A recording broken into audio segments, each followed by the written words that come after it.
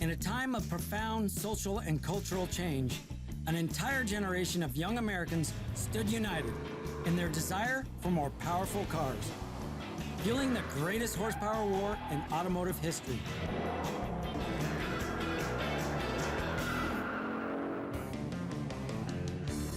Screeching rubber through turns, roaring down back streets and country lanes, were fun-loving drivers in their wild and powerful dream machines. Just about anyone could afford to fly down the road in a boldly styled, attention-grabbing American icon, the muscle car.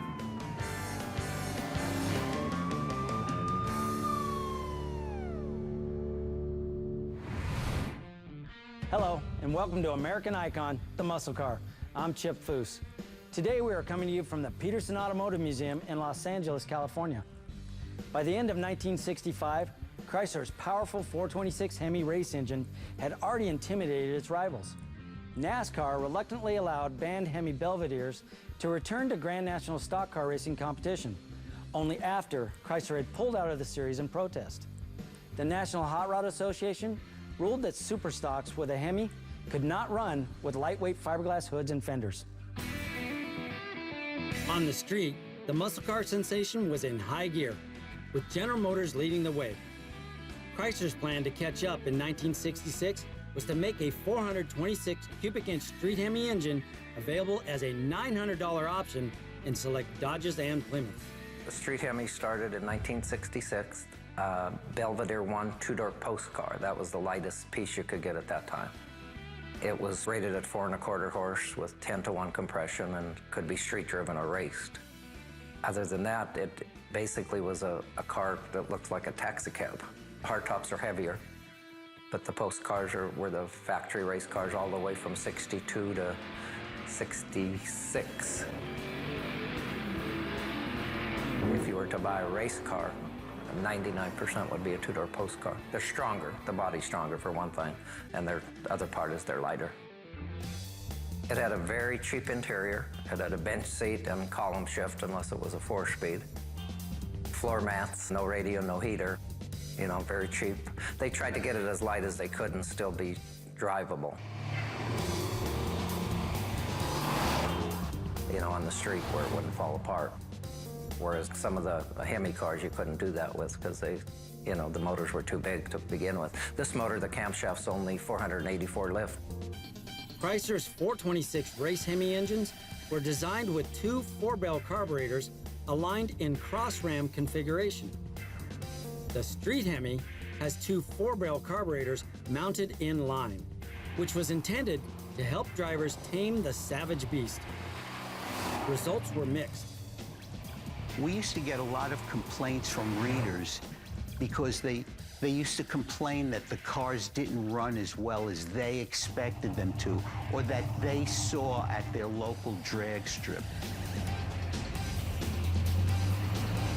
They didn't run very good without a big camshaft or headers. As soon as you put them back in race mode, then they became very fast. This motor, it's rated at 425, and I built it just like a stock one, and we put it on the dyno. It makes right on 500.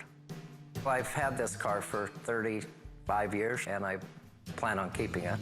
And I didn't want to get rid of it, so I wanted to make some changes. I put wheels and headers on it, and I put the scoop on it, and I put the battery in the trunk, and I sort of call it a 66.5. Everybody wanted a HEMI. Everybody still wants a HEMI. Everybody needs at least one HEMI before they die. Coming up, a well-worn HEMI Belvedere is returned to its all-original glory. Found the original engine, standard bore, long block engine that 30-plus years had been separated from the car, was finally reunited. I also found my original transmission. I found my original hood ornament, parts that had just disappeared over the years, you know, the guys doing the racing.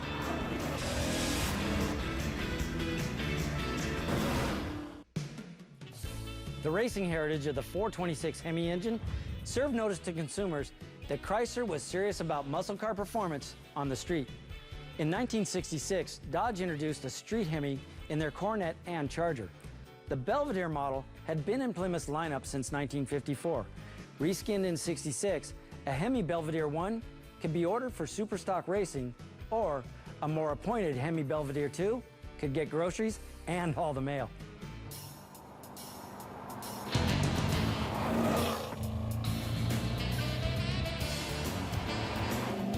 Belvedere 2 is just the higher end of the Belvedere series with more trim, more accessories than the Belvedere 1. Chrome accents in the interior, different chrome on the tail panel area of the car, the front end, just more chrome accents throughout the entire car. The 1966 Belvedere 2 hardtop model features boxy yet sculpted side panels on horizontal body-shaped lines. Square chrome trim surrounds the single headlamps and a horizontal bar that separates the grille's 7 crossbars. Wide triangular-shaped C-pillars flow into the sleek roofline. Rear styling incorporates Plymouth's ribbon-style taillights. They wrap around a sharp-edged crease that runs down to the bumper. An option for this car was the automatic transmission instead of the manual transmission. Radio instead of radio delete. It does have the full heater package in it. Vinyl top. It was one of the higher wanted options for people that wanted to race the car. It also came with a special transmission cooler in the front end, which if you own one of these cars, you know how hard those transmission coolers are hard to find. The car's got the 426 dual quad motor in it, all numbers matching, original engine. It's the high end of any Mopar engine you can get. The performance is unbelievable. You hit the gas pedal in this car, you can taste the springs in the rear seat. It just throws you against the rear window, it's so fast. She is a beast. She is a very violent car. That's what I tell my friends, the most violent car I've ever owned when it comes down to power. She's great on a straight line. Not as much fun in the twisty back roads. It is non-power steering, non-power brakes. It's got 4-wheel drum, a single master cylinder. So if you're running this car down a quarter mile at 150 miles an hour, you are committed to that race. It doesn't like to stop as much as it likes to go. This car actually started off life as an undercover police car in Billings, Montana. Soon after that, it was bought by the guys that wanted to race it. This car's got 50,000 miles on it, original. All got a quarter mile at a time. Best timing slip I saw was mid-11s at about 115 miles an hour in the sportsman class, which sportsman is for 13.99 and below. So it was running really fast. It was a 4-year restoration. Found the original engine, standard bore, long block engine that, 30 plus years had been separated from the car, was finally reunited. I also found my original transmission. I found my original hood ornament and the parts that had just disappeared over the years, with the guys doing the racing. This car was built for the drag strip, and to this day, it's going to stay that way. It's not going to be a car that gets trailered around. It's going to be driven a quarter mile at a time. While the Belvedere 2 was a step up in terms of finish and options, the most well-appointed luxury street Hemi for Plymouth in 1966 was the Satellite. Racing wasn't its mission. The plush Satellite was essentially the same boxy-looking body style with heavy-duty suspension. Instead of the Belvedere 2's wide full-length trim, the Satellite had plain sides with thin trim on the fenders. This example is one of 27 convertible Hemi Satellites built that year. Coming up, the Hemi returns to its racing roots. The Hemi motor was a real animal. I mean, it was built for one purpose only.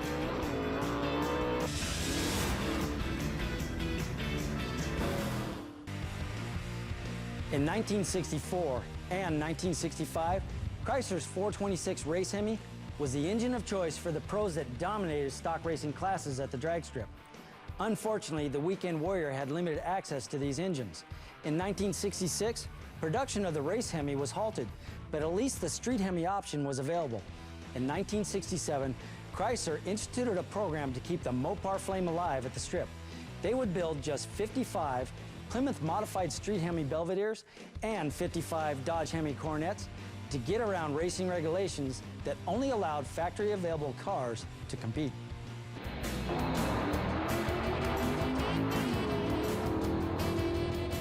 When you were watching what was going on with the muscle cars, particularly at the track, it was great to watch these super powerful Chrysler products going down and just killing the competition.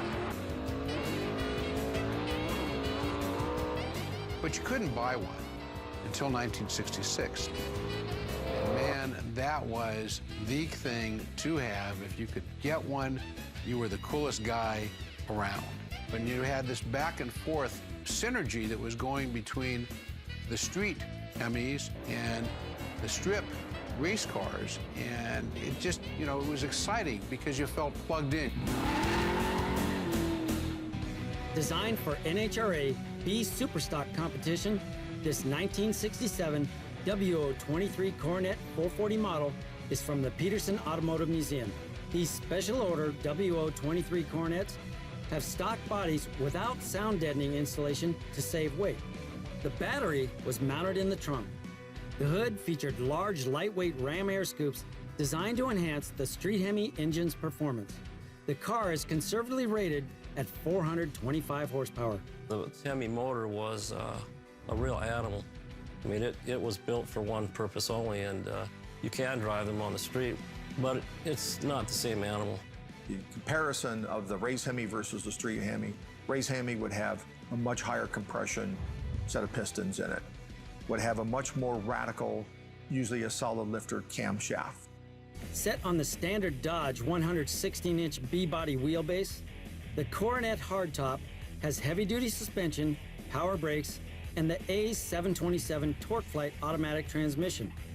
Dodge's entry-level Coronets were often described as a grandma's car. However, the WO23 Coronets were only built for customers with racing aspirations.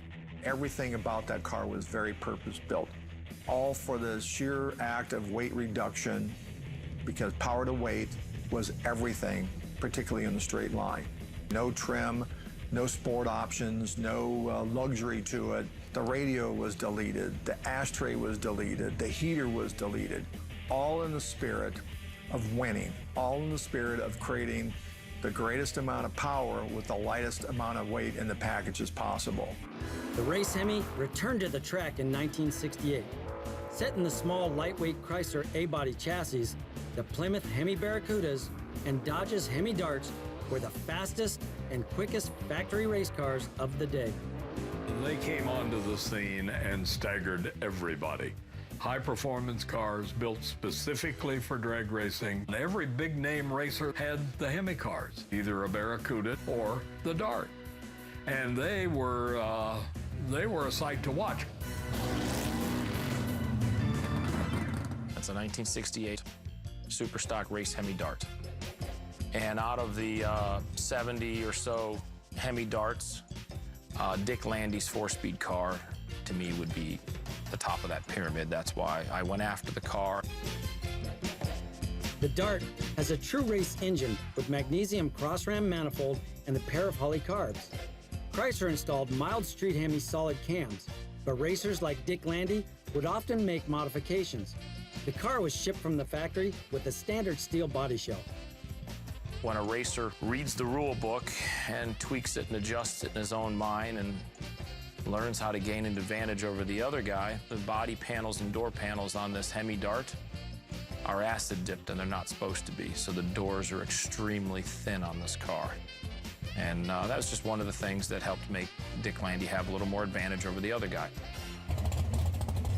What he did with engines on the west coast of the country, he truly made inroads building engines.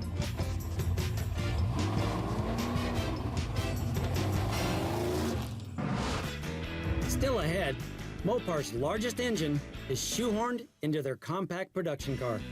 People would look at this and go, oh, that's just a little Dart. That could have a slant 6 engine in it. It can't get out of its own way. And all of a sudden, you've got a 440 cubic inch engine in this little car that might weigh 2,800 pounds. Oh, dear God, short wheelbase. It was a monster on the street.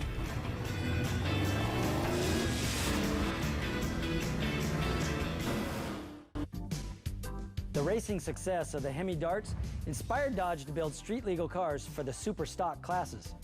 In '68, Chicago's Grand Spalding Dodge modified the motor mounts of approximately 50 383 equipped Darts and installed Chrysler's big 440 Magnum engine, conservatively rated at 375 horsepower. The Dodge factory would use this formula in 1969, transforming a small number of their Strippo Darts into giant killers, the Dodge Dart GT Sport.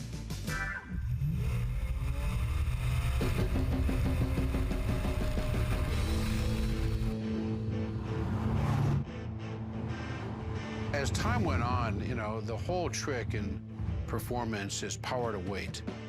And so what Chrysler did is it realized that the smallest car they could get their big motor into was likely to be their best performer. Not necessarily the prettiest, not necessarily the greatest in sales appeal, but the quickest down the strip. So they just kept stuffing large motors into the small cars like the Dart and extracting every ounce of performance they could to keep up the image as the big bad boy in town when it comes to muscle cars, and they sure were.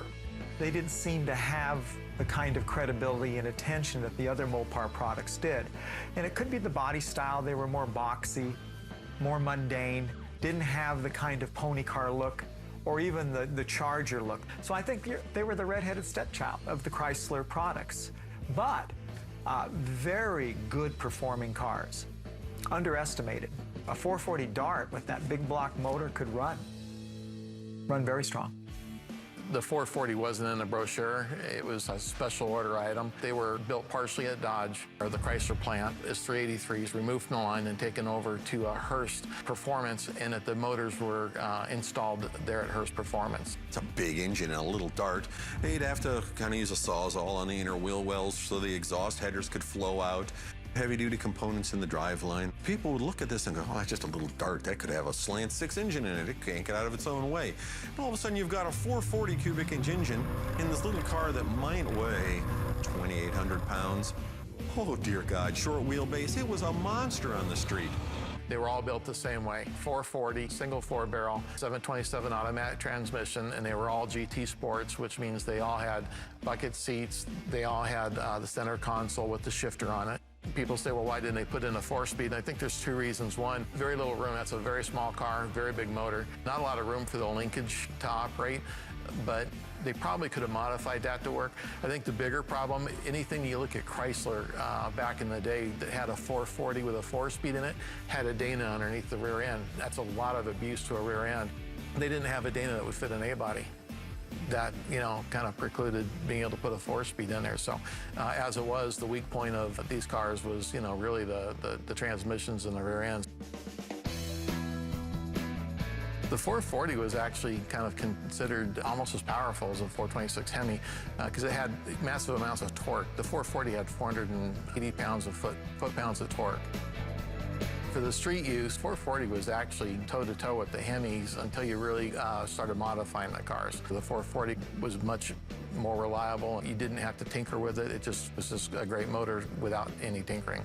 Almost every one of them met the same demise, you know, becoming a race car, being cut up, put on the track. The other thing, too, is that they're extremely overpowered. They don't brake well, they don't handle well. All they can do is go in a straight line well. So when you take that, put that on the street, it leads to accidents and the cars being removed from the street at that point.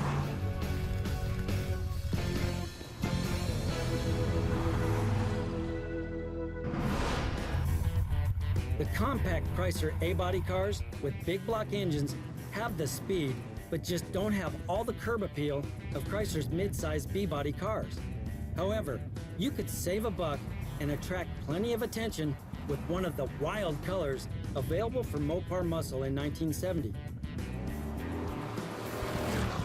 The 340 hardtop swinger was the only performance Dart in the 1970 lineup. Updated styling includes a new grille and rectangular taillights set into a wedge-shaped rear bumper. The deck lid and quarter panels are accented with the bumblebee stripe. Flat black hood, oh yeah, with a vivid color. That was so Mopar.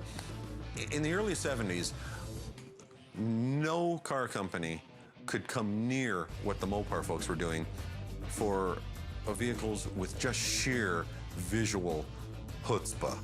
I mean, you've got a Panther pink and, you know, you've got these bright lime green cars. So you spend an extra $250 and you get a 340 cubic inch engine in it. It's going to go like a scalded dog.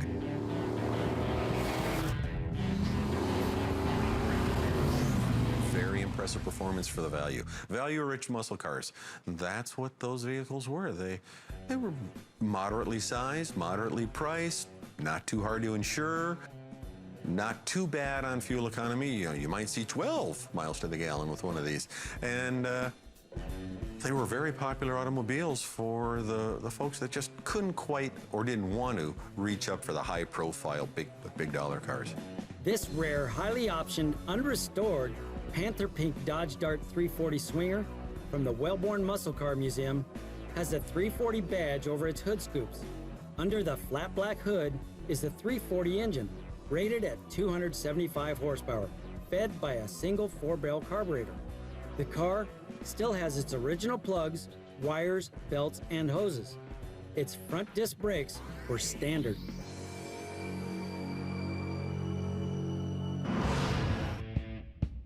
The A-body Chryslers with powerful engines have often been unappreciated, but their racing bloodlines and affordability provided true performance to the masses. In contrast to the smaller A-bodies, the massive power of the 426 HEMI engines in mid-size street cars virtually assured the vaunted legacy of Mopar muscle cars. From the Peterson Automotive Museum in Los Angeles, I'm Chip Foose, and we'll see you next time on American Icon, the muscle. In a time of profound social and cultural change, an entire generation of young Americans stood united in their desire for more powerful cars, fueling the greatest horsepower war in automotive history.